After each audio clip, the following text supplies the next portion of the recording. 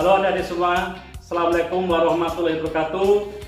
Semangat pagi untuk semuanya. Oh ya, bagaimana kabar adik-adik? Ya, semoga semuanya sehat walafiat dan harapan dari Pak Mumu kalian tetap semangat, kemudian sehat, sehingga kalian bisa melakukan atau beraktivitas dengan baik. Oh ya adik-adik, saya bisa pesan kepada kalian semuanya, karena ini di masa pandemi ini yang sangat rawan, kalian tetap rajin-rajin untuk menjaga diri. Apabila mau bepergian atau mau ke tempat teman atau mau kemana, boleh ya. Yang penting jangan kalian berkumpul-kumpul dalam jumlah yang banyak, dan juga harus rajin cuci tangan pakai sabun, dan jangan lupa bermasker. Oke, pada kesempatan ini, pagi hari ini, kalian akan saja untuk belajar bersama, yaitu belajar tentang teks eksplanasi. Yang mana untuk minggu kemarin kita sudah bersama-sama belajar tentang teks prosedur, dan untuk pembuatan teks prosedur saya yakin semua sudah tahu ya. Baiklah, untuk kesempatan ini mari kita bersama-sama belajar tentang teks eksplanasi. Apa itu teks eksplanasi? Kemudian apa strukturnya? Jadi struktur teks eksplanasi itu apa saja? Kemudian ciri-cirinya bagaimana? Dan kebahasaannya seperti apa? Oke, pengen tahu semuanya ya? Yuk kita belajar bersama. Baiklah adik-adik, sekarang kita konsentrasi untuk belajar bersama tentang teks eksplanasi. Nah, sekarang saya tanya, apa yang dimaksud dengan teks eksplanasi? Teks eksplanasi yaitu teks yang berisi tentang terjadinya suatu peristiwa, baik peristiwa tentang fenomena alam dan fenomena sosial. Nah, apa yang dimaksud dengan fenomena alam? Fenomena alam itu adalah fenomena yang berhubungan dengan alam. Misalnya, ada banjir, kemudian tanah longsor, kemudian hujan, pelangi, dan sebagainya. Itu yang termasuk dalam fenomena alam. Sekarang yang kedua adalah fenomena sosial. Fenomena sosial itu berhubungan dengan lingkungan sekitar kita. Misalnya, kejahatan ya, sekarang marak sekali kejahatan. Kejahatan semakin merajalela. Kemudian yang kedua, pengangguran semakin bertambah setiap tahunnya. Kemudian pendidikan yang terjadi pada saat ini. Nah, itu yang termasuk dalam fenomena sosial. Saya ulang sekali lagi, bahwa pengertian dari teks eksplanasi yaitu teks yang berisi tentang terjadinya suatu peristiwa, baik itu fenomena alam maupun fenomena sosial. Fenomena alam contohnya gunung meletus misalnya, banjir misalnya, kemudian hujan, pelangi, itu yang termasuk dalam fenomena alam. Kemudian kalau fenomena sosial seperti tadi, mungkin tentang pengangguran, kemudian mungkin tentang pendidikan di sekitar kita, kejahatan di sekitar kita, dan sebagainya. Nah adik-adik, sudah paham apa yang dimaksud dengan teks eksplanasi? Baiklah, kalau sudah paham, sekarang kita lanjut dengan ciri-ciri teks eksplanasi. Apa ciri-ciri teks eksplanasi? Yang pertama adalah terdapat suatu pernyataan hubungan sebab akibat. Kemudian yang kedua, informasi ini dibuat berdasarkan fakta. Nah, ini ya, informasi dibuat berdasarkan fakta. Kemudian memuat sebuah pengetahuan seperti keilmiahan atau ilmiah. Yang berikutnya atau yang keempat, menceritakan suatu peristiwa ataupun menceritakan suatu kejadian. Dan yang kelima, struktur ini terdiri dari 3, yaitu pernyataan umum, hubungan sebab akibat, dan interpretasi. Nah, ini ciri-ciri dari teks eksplanasi. Nah, sekarang strukturnya. Ada 3 seperti yang saya sampaikan tadi, struktur teks eksplanasi. Yang pertama adalah pernyataan umum. Yang kedua, urutan sebab akibat. Dan yang ketiga adalah interpretasi. Nah, kita akan jelaskan satu persatu mulai dari pernyataan umum. Pernyataan umum ini berisi atau paragraf yang berisi tentang definisi dari apa yang akan disampaikan. Misalnya kalau tentang banjir. Nah, maka definisi banjir itu apa? Dijelaskan di situ. Itu nanti dipakai sebagai pembuka atau openingnya. Kemudian yang kedua, yaitu urutan sebab akibat. Bagaimana proses terjadinya peristiwa itu, bagaimana bisa terjadi, ada hubungan sebab akibatnya. Dan yang ketiga, yang terakhir adalah interpretasi, yaitu kesimpulan atau penutup, atau sebagai closingnya. Paham ya adik semuanya? Nah adik-adik, tadi kita sudah belajar tentang pengertian teks eksplanasi, kemudian ciri-cirinya teks eksplanasi itu seperti apa, kemudian juga struktur teks eksplanasi. Nah sekarang kita lanjutkan tentang kaidah kebahasaan.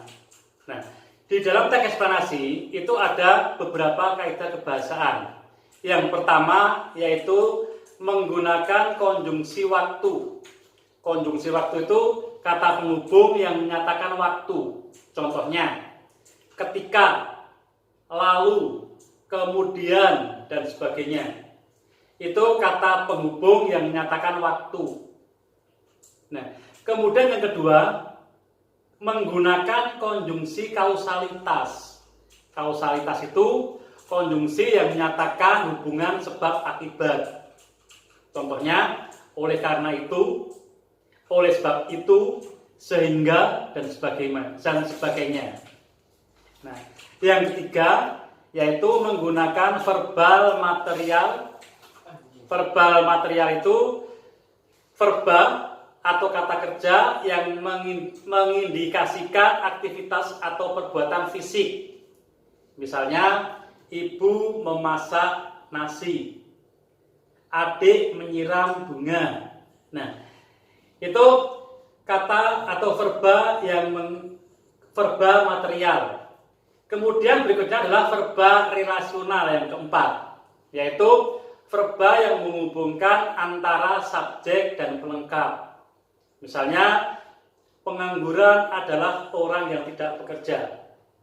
Kata adalah itu verba relasional, yaitu verba yang menghubungkan antara subjek dan pelengkap. Nah, itu kaidah kebahasaan dalam teks eksplanasi. Yang pertama menggunakan konjungsi waktu, kemudian menggunakan konjungsi kausalitas, kemudian menggunakan verba material, bisa juga menggunakan verba relasional. Nah, adik-adik sudah paham semuanya ya tentang kaidah kebahasaan. Nah adik-adik, setelah tadi kita belajar tentang teks eksplanasi, pengertiannya sudah paham semuanya, kemudian ciri-cirinya apa saja sudah tahu, kemudian strukturnya apa saja juga sudah paham, kemudian kaidah kebahasaan yang ada dalam teks eksplanasi juga sudah.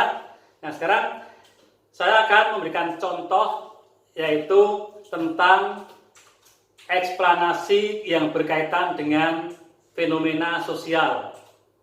Nah, nanti adik-adik bisa membuat sendiri dengan fenomena sosial atau fenomena alam. Nah, ini akan saya berikan contoh tentang fenomena sosial, yaitu tentang pengangguran. Nah, tadi sudah disampaikan bahwa untuk struktur teks eksplanasi itu yang pertama adalah pernyataan umum. Yang mana pernyataan umum di sini isinya adalah definisi dari tema yang akan kita sampaikan. Kalau pada saat ini saya akan memberikan contoh tentang pengangguran, berarti definisi pengangguran itu apa? Itu dijelaskan. Nah, kemudian untuk pernyataan umum di sini itu merupakan apa ya istilahnya sebagai openingnya, pembukanya. Oke, biasanya di dalam teks eksplanasi itu letaknya ada di paragraf pertama, di paling atas. Kemudian yang kedua yaitu urutan sebab akibat. Urutan sebab akibat nanti di dalam paragraf itu isinya ada penyebab-penyebab kemudian akibat. Nah, tentu saja harus diberi atau dibubuhi dengan kaidah-kaidah kebahasaan yang sesuai. Yang ketiga yaitu interpretasi. Interpretasi di sini adalah sebagai closingnya atau sebagai penutupnya. Isinya tentang apa? Yaitu tentang pendapat atau kesimpulan dari apa yang tadi disampaikan oleh si penulis tadi. Oke, jadi ada 3 pernyataan umum, urutan sebab akibat, dan interpretasi. Baiklah, saya akan berikan contoh untuk yang paragraf pertama. Sebenarnya untuk pernyataan umum ini bisa ditulis menjadi beberapa paragraf, boleh. 1 paragraf juga boleh, ya, sebagai openingnya. Misalnya seperti ini. Pengangguran adalah orang yang tidak bekerja. Pengangguran ini merupakan salah satu masalah yang terbesar yang belum dapat diselesaikan di Indonesia. Dari tahun ke tahun, jumlah pengangguran semakin meningkat. Nah, ini contoh dari pernyataan umum. Jadi dijelaskan dulu apa itu pengangguran, didefinisikan. Setelah itu nanti bisa beberapa paragraf, boleh 1 juga tidak masalah. Kemudian setelah pernyataan umum, baru yang kedua adalah urutan sebab akibat. Jadi dijelaskan apa penyebab-penyebabnya, apa akibat-akibatnya. Nah, di sini contohnya lanjutannya dari yang paragraf pertama tadi.